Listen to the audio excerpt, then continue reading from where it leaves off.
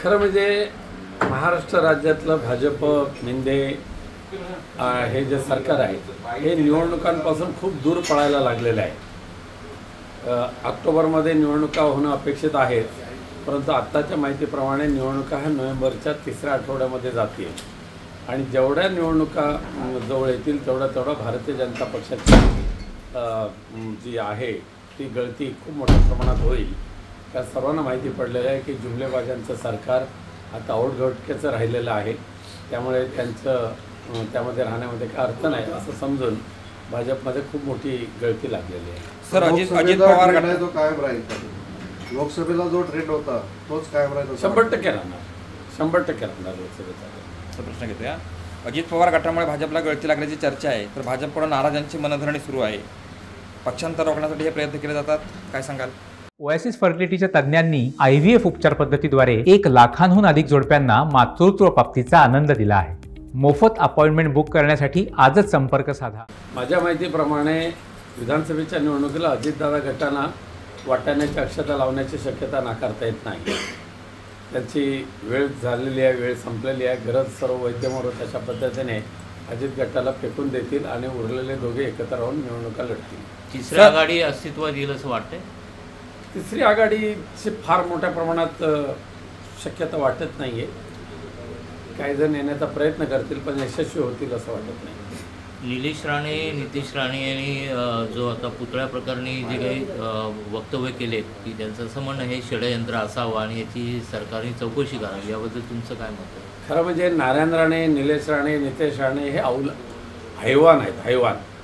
छत्रपती शिवाजी महाराजांची प्रतिमा ज्या पद्धतीने ह्या भ्रष्टाचारी कामामुळे कोसळली, त्याचं प्रायश्चित घेण्याच्या ऐवजी त्याच्या पाठीमागे षडयंत्र आहेत असं म्हणणाऱ्यांची अकलेची कीव करावीशी वाटते। आणि वैभव नाईकवर ते आरोप केले, बेशरम वृत्तीचे आरोप आहेत। सर समरजित घाटगे यांनी भाजपला सोर चिठ्ठी दिली, तर हर्षवर्धन पाटील पवारांची तुतारी हाती घेण्याची चर्चा आहे, कसं बघताय? समरजित घाटगेंनी उचललेलं पाऊल योग्यच आहे।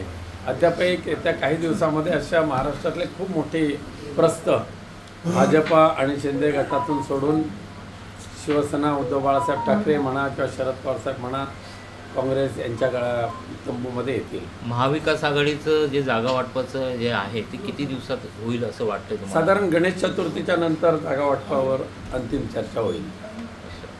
यामध्ये आणखी कोण पक्ष येण्याची शक्यता आहे, जॉईन करून येण्याची? वंचित आघाडीने काल असं म्हटलंय की आमचे दरवाजे खुले आहेत, तुम्ही वंचितला पुन्हा महाविकास आघाडीचे पूर्वीचे जे घटक पक्ष आहेत त्याच्यामध्ये शेकापा आहे, सपा आहे, बसपा आहे, हे तर आहेतच चर्चेमध्ये।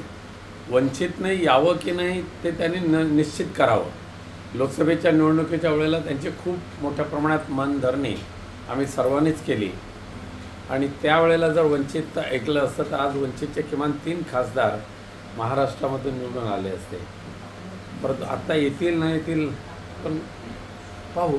हे चिपळूण संमिश्र विधानसभा याच्यामध्ये प्रशांत यादव यांची तयारी सुरू आहे। तुमचा शिवसेनेचा म्हणजे उभाटा गटा पक्षाचा याला पाठिंबा आहे का? म्हणजे ही सीट डिक्लेअर अशी पकडायची? महाराष्ट्रातल्या कोणत्याही जागेचं वाटप झालेलं नाही आहे। चिपळूण संगमेश्वर विधानसभा मतदारसंघावर शिवसेना, उद्धव बाळासाहेब ठाकरे पक्षाने सुद्धा दावा केलेला आहे, परंतु या सगळ्या मतदारसंघाचं वाटप हे गणेश चतुर्थीच्या नंतर होईल। पण समजा ही कन्फर्म झाली तर तुम्ही सपोर्ट महाविकास आघाडीचे जे उमेदवार असतील त्यांच्या पाठीशी खंबीरपणे उभं राहावंच लागेल। या जागेबद्दल तुमचं काय मत? ही जागा या जागेबद्दल अद्यापही निवडून येण्याची किती हे वाढ? 1001% महाविकास आघाडीचा आमदार निवडून येणार, 1001%। गेल्या काही दिवसामध्ये महिलांवर महाराष्ट्रामध्ये अत्याचार वाढत आहे, काय सांगाल?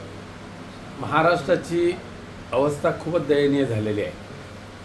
शाळकरी विद्यार्थी असतील, महिला असतील, वृद्ध महिला असतील, वृद्ध गृहस्थ असतील, दररोज ह्या हैवानांना बळी पडत आहेत, परंतु त्यांना जरब बसेल अशा पद्धतीचं पोलिसी यंत्रणा किंवा शासकीय यंत्रणा ह्या महाराष्ट्रामध्ये अस्तित्वात राहिलेलीच नाही आहे। त्यामुळे महाराष्ट्र हे अख्ख्या देशामध्ये मुलींवरच्या अत्याचारामध्ये, महिलांवरच्या अत्याचारामध्ये क्रमांक 1चं राज्य झालेलं आहे। हे शिंदे आणि फडणवीसांचं कर्तृत्व आहे। कालच म्हणजे 2 दिवसामध्ये पश्चिम बंगालमध्ये असे एक विधेयक आलं आहे, म्हणजे राज्य सरकारने केलं आहे की 30 दिवसामध्ये फाशी द्यायची. अशा प्रकारचं विधेयक हे राज्यामध्ये आलं तर काय वाटतं? आणणं आवश्यकच आहे.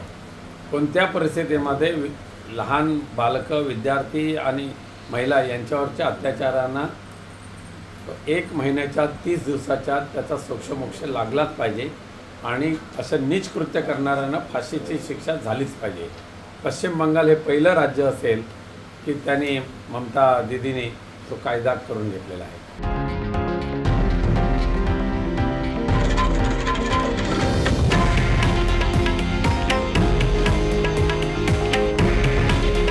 हे आहे देशातील नंबर 1 न्यूज नेटवर्क आणि आपण पाहत आहात TV9 मराठी. काळजी तुमची, हित महाराष्ट्राचं.